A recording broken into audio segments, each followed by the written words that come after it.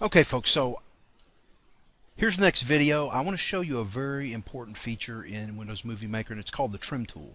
The trim tool allows you to dynamically cut a piece of the video out of the final production without actually deleting it in your production workspace file. I'm using probably not the right term for this, but in other words, when you create your video for mass consumption, put it on YouTube or whatever, it's rendered, it's done. When you're in this production environment where you're doing work on the video, you can oftentimes keep pieces in that you really don't want people to see. So I'm going to show you how to use this trim tool to edit out a piece of video without actually having to cut it out completely. So I imported another clip, and that's the same. It's the same setup as you would import any photo or clip. Go to the Home tab and click Add Videos or Photos now that we already have video clips in the production space. And I'm going to double click on this video here. And so that's going to take me to my secret hidden video tools menu that's part of the edit tab. And I'm going to click trim tool. Now let me set up how this behavior works. What you see now, this over on the left, is you see these lines here. And I'm going to make sure that this sort of left border is all the way at the left of the small video screen here. And so this timeline on the left now represents the entirety of that clip I just pulled over. Notice that it's live, whereas some of these other clips are grayed out. I don't know why this one here doesn't look grayed out, but it should be.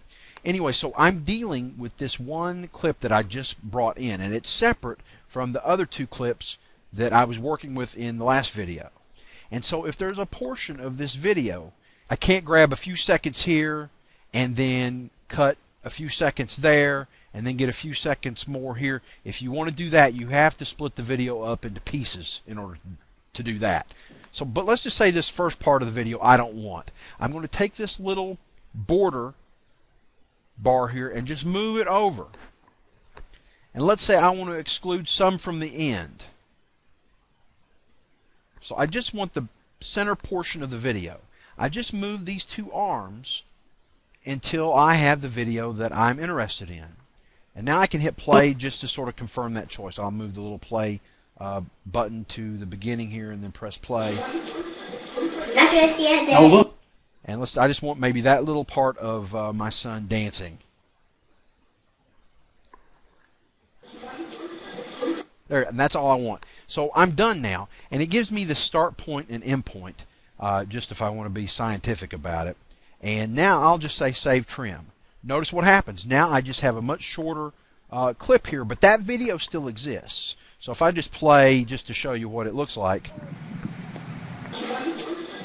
There. Well, let's say I make a goof. I can double click my video again, go back into Trim Tool, and notice that those settings are saved. I can just give a little bit more video from the clip. Hit Save Trim again, and now it's elongated that video file. So I can go back with the scrubber, hit play.